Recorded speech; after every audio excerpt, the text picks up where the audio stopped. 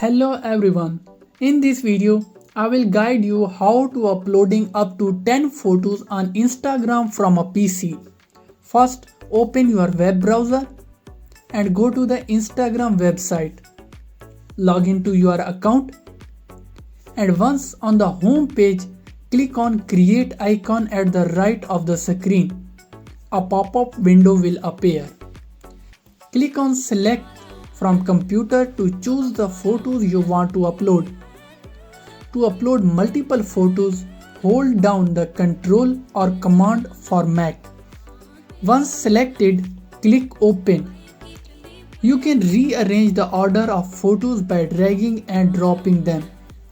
After that, click Next to apply filters or edit each photo individually. Once you are satisfied, click Next again. Add a caption, tags, location or other details and then click Share to post your photos. That's it. How to uploading up to multiple photos on Instagram from PC.